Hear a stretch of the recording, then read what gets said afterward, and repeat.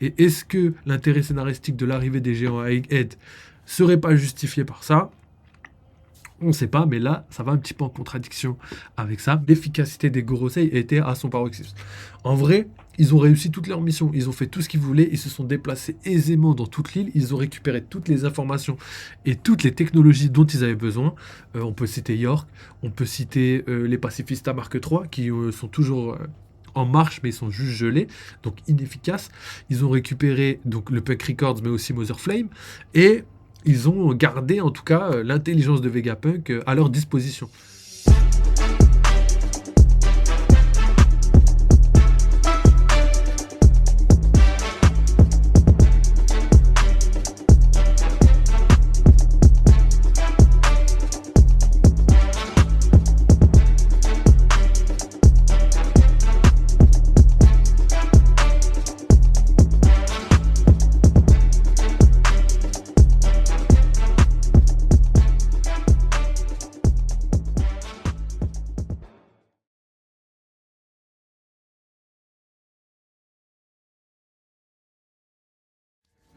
Salut l'équipe, c'est parti pour un petit live aujourd'hui, live One Piece. Donc on va regarder les spoils, les derniers spoils de One Piece. Donc il est un petit peu tard, mais c'est normal en ce moment.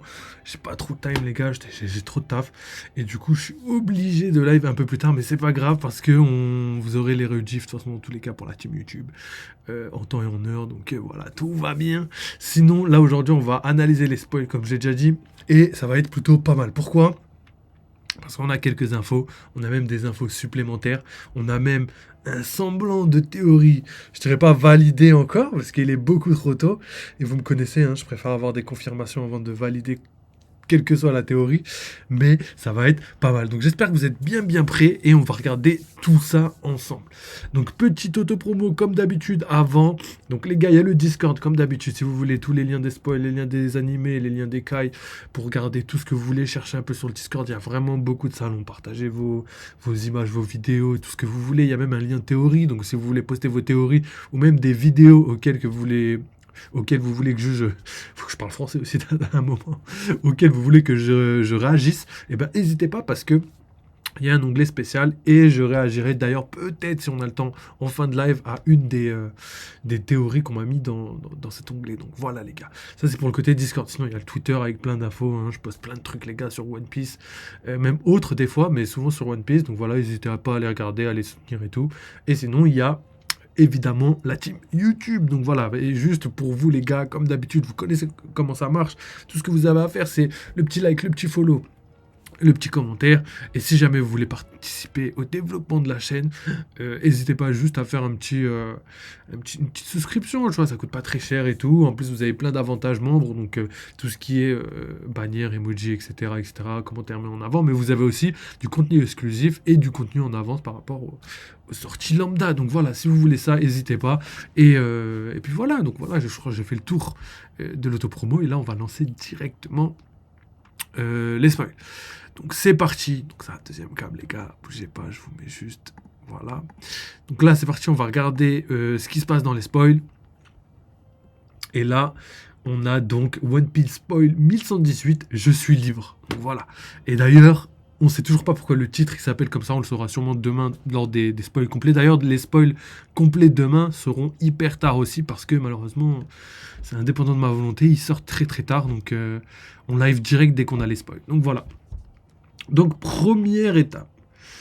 Le robot géant s'enfonce dans la mer après l'attaque de Walkyrie. Donc ça, c'est intéressant et c'est d'un point de vue logique. Hein, il pèse des tonnes, il est très lourd, il s'enfonce dans la mer, etc. Je pense que tout est logique jusque-là. Bon, ça va un petit peu en contradiction avec ma théorie que je vous avais dit. Hein, le fait que, par exemple, Oda aurait ramené le bateau des géants sur Egghead parce qu'il y avait un intérêt scénaristique. C'est-à-dire que vu que le bateau, pour transporter par exemple le géant de fer, il aurait fallu un bateau gigantesque parce que, en tout cas sur le Sunny, c'est complètement impossible de le transporter. Donc, il aurait fallu quelque chose de beaucoup plus grand. Et est-ce que l'intérêt scénaristique de l'arrivée des géants à Egghead serait pas justifié par ça ? On ne sait pas, mais là, ça va un petit peu en contradiction avec ça. Mais vous inquiétez pas, parce que on verra juste après pourquoi il y a encore un espoir pour que cette théorie soit validée. Donc deuxième élément, c'est que nous apercevons d'autres personnages à travers le monde, dont Léo et Rebecca. Donc Léo, ça c'est cool. Rebecca, le délire, c'est qu'on l'a déjà vu, mais je crois que c'était pas pour la réaction au... je sais plus du tout, mais on l'avait déjà vu. Donc le fait qu'elle soit là, encore une fois, c'est un petit élément qu'Oda met pour faire comprendre. Souvent, quand tu fais revenir les personnages beaucoup de fois, à part si ça a un intérêt par rapport au scénario, comme par exemple quand on voit plusieurs voix Dragon, ça veut pas dire forcément qu'il va arriver direct après. Par contre, ça a un intérêt par rapport au scénario. Et là, s'il fait revenir Rebecca très souvent, c'est que potentiellement, il y a quelque chose qui se prépare soit à Dressrosa, soit dans, je dirais pas l'univers, mais dans la zone en tout cas dans le scénario en rapport avec Rebecca, peut-être qu'il se prépare quelque chose et qu'elle va avoir un intérêt très prochainement. En tout cas, on verra bien. Donc voilà, ça c'est pour la deuxième petite information. Troisième information, la prochaine cible des 5 doyens est Atlas et Lilith, et ils ont décidé de les capturer. Donc là, d'un point de vue logique, c'est totalement logique. Donc là, ça renforce énormément. Donc c'est là aussi que ma théorie est potentiellement validée. Pourquoi ? Parce que je vous avais émis 2 hypothèses. Il y avait l'hypothèse que le robot géant allait faire en sorte que les Mugiwara aient le temps de pouvoir fuir pendant que justement le robot géant soit pris par les Gorosei, qui soient tous les uns avec les autres combattant le robot géant. Ce qui permettrait aux Mugiwara de fuir. Ça, c'était ma première hypothèse. Sauf que je commençais à changer d'avis beaucoup plus, de plus en plus là très récemment. Pourquoi ? Parce que on voit clairement, déjà je vous ai mis mon hypothèse par rapport au robot géant qui pourrait être récupéré grâce au bateau des géants d'Elbaf, mais aussi parce que on comprenait que d'après l'attaque le fait que Zoro veuille attaquer Venujuro, etc., on arrivait facilement à comprendre que c'était archi compliqué pour les Mugiwara de fuir, alors que les déplacements des Gorosei et même l'efficacité des Gorosei étaient à son paroxysme. En vrai, ils ont réussi toutes leurs missions, ils ont fait tout ce qu'ils voulaient, ils se sont déplacés aisément dans toute l'île, ils ont récupéré toutes les informations et toutes les technologies dont ils avaient besoin. On peut citer York, on peut citer les Pacifista Mark III, qui sont toujours en marche, mais ils sont juste gelés, donc inefficaces. Ils ont récupéré donc le Puck Records, mais aussi Mother Flame, et ils ont gardé en tout cas l'intelligence de Vegapunk à leur disposition. Et le délire, c'est qu'ils ont tout réussi depuis qu'ils sont arrivés sur... et ils ont coupé le message, évidemment, je ne l'ai pas dit, mais c'était le plus important. Ils ont coupé le message, et du coup, là, maintenant, tout de suite, ils sont les personnes qui sont le plus aptes, on va dire, à réaliser leur mission, à avoir du succès envers leur mission, quoi. Vous avez compris où je voulais en venir. C'est assez facile à comprendre. Donc, quand on comprend ça, on voit très clairement que le scénario a été développé pour que le Gorosei soit largement mis en avant, d'un point de vue stratégie et d'un point de vue supériorité, mais aussi d'un point de vue puissance. Je sais qu'il y a beaucoup de personnes, énormément de personnes, je reçois encore des commentaires là-dessus, qui pensent sincèrement que le Gorosei est faible, et que le Gorosei, par exemple, que Zoro puisse battre Venujiro facilement comme ça. Alors que Oda a placé toutes ses pièces déjà. En vrai, c'est même pas moi qui le dis, c'est d'après l'analyse. Pour moi, c'est qu'un défaut d'analyse qui vous fait penser le contraire. C'est parce que sûrement vous pensez que Zoro est beaucoup trop fort, trop stylé, etc. Et ça, je l'appelle l'effet Zoro. L'effet Zoro, pour moi, je l'ai déjà dit plusieurs fois sur la chaîne, c'est le fait que tellement il a de la classe, tellement il est badass, et bon, on va le surestimer de ouf. J'appelle ça l'effet Zoro. Et du coup, en fait, l'effet Zoro, il est ultra présent, et encore aujourd'hui, parce qu'on pense que Zoro est très très fort. Et exemple simple, avant que Zoro arrive à à Wano Kuni, énormément de personnes pensaient que Zoro pourrait 1v1 Kaido, parce que voilà, depuis l'ellipse des 2 ans, il a jamais eu de combat où vraiment il était en difficulté, il a roulé sur le nouveau monde depuis le début, et au final, la douche froide contre King, on se rend compte que Zoro était à la limite de mourir, et d'ailleurs, si je me trompe pas, Oda a dit qu'il était mort, mais qu'il n'avait pas réussi à trouver son chemin jusqu'à la mort, donc il n'est pas mort. Donc voilà, c'est juste pour vous dire que ça, c'est l'effet Zoro. Avant de le voir réellement en combat réel, et ben on a l'impression qu'il est vraiment trop fort, etc., et du coup, bah, on est biaisé, en tout cas, envers ça. Et du coup, deuxième argument, c'est le combat contre Lucci. Vous avez très bien vu comment le combat a duré hyper longtemps, malgré le fait qu'il ait était supérieur à Lucci, en vrai, Lucci, il lui était supérieur, en tout cas dans la stratégie et dans le résultat. Le but de Lucci était de le retenir. Bon, je pense qu'il aurait voulu le battre, mais bon, il n'avait pas le niveau, entre guillemets. Et au final, Zoro, il a été retenu là-bas, et là où on avait besoin de lui, c'est-à-dire pour protéger Vegapunk, pour permettre aux autres de s'enfuir, pour éviter de perdre du temps, etc. etc. On a vu que Stussy l'attendait pour ouvrir le dôme, on a vu que Nami, le groupe de Nami l'attendait, etc. Donc, c'est lui qui a mis en retard tout le monde. Et là, c'est vraiment Oda qui place scénaristiquement Lucci, entre guillemets, au-dessus de Zoro. En tout cas, en termes de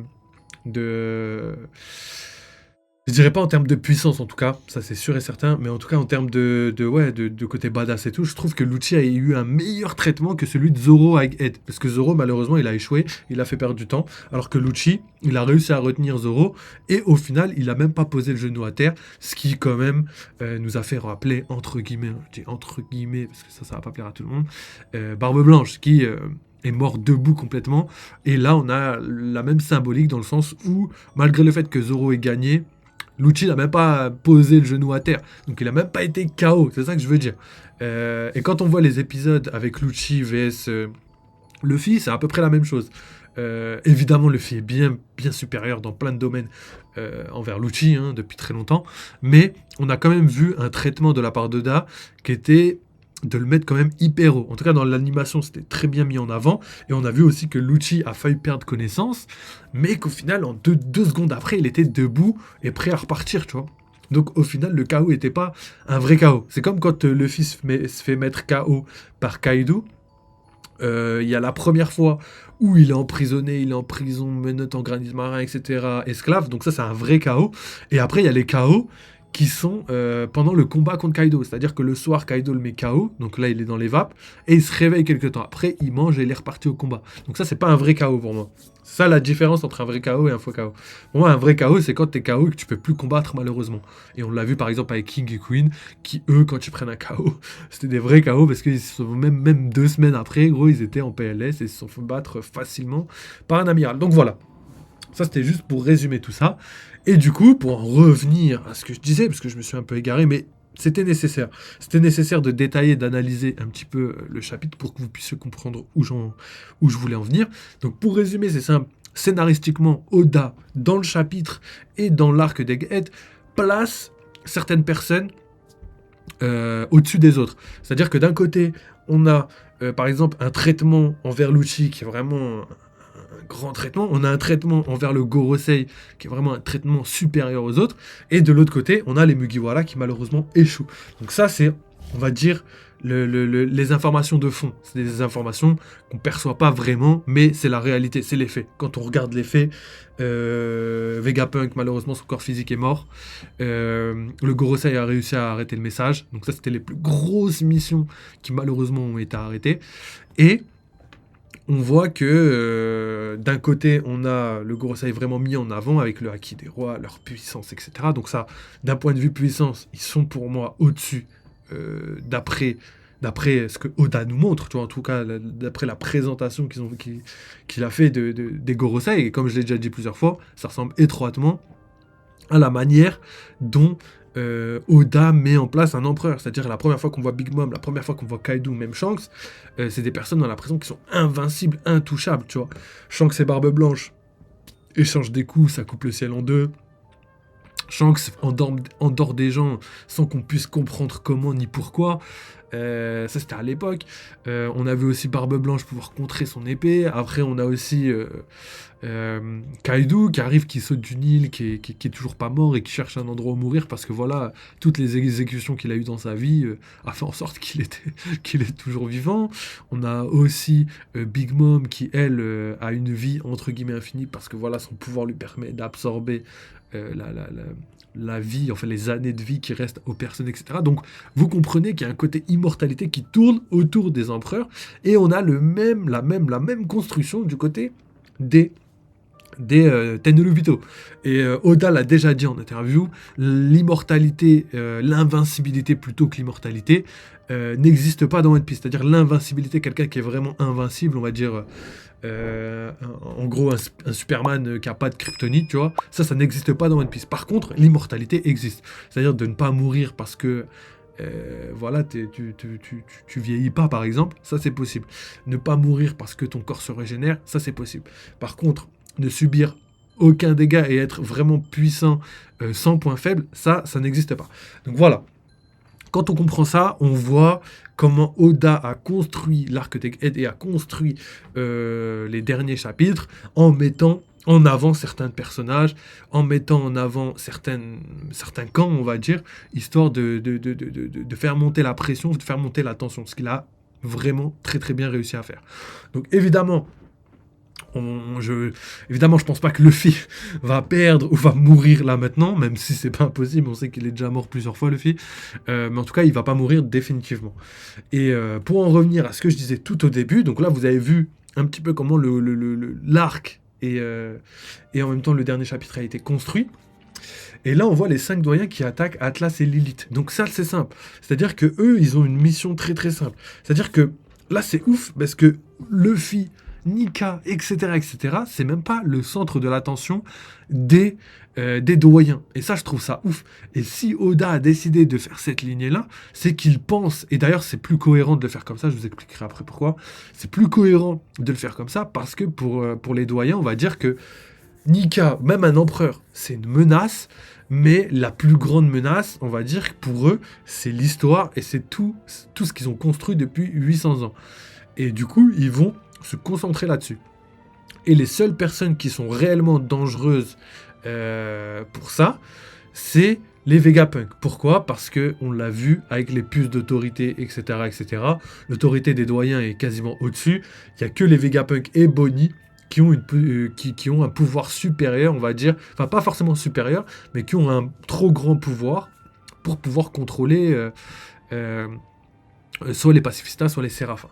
Donc on a vu par exemple que si jamais les doyens ne se déplacent pas et qu'ils envoient par exemple York, et que York soit le Vegapunk qui va donner les ordres aux séraphins pendant la grande guerre finale, hein, je spécule, on verra bien, mais justement il y aura quand même les autres Vegapunk qui pourront donner des ordres contraires à ces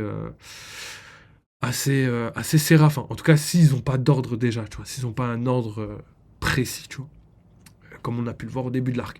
Donc pour moi, c'était d'un point de vue logique, ça devait arriver, tout simplement. Ça devait arriver parce que c'est des trop grandes menaces. Déjà, le fait qu'ils puissent avoir accès au Punk Records, qu'ils aient une intelligence supérieure, etc., ça va être compliqué. Donc on a vu déjà que Pythagore, d'ailleurs, était en très mauvais état, et qu'il y a moyen que lui aussi puisse ne pas s'en sortir. Et ça, ce serait ouf et dommage, mais je l'ai ressenti en tout cas dans son petit message à...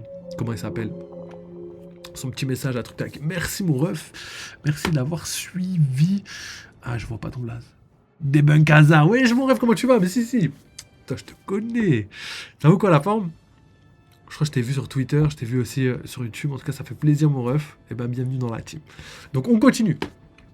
Donc là, on parlait justement de Atlas et Lilith. Et du coup, c'est la prochaine cible des 5 doyens. Et comme je disais, du coup, c'est un petit peu logique.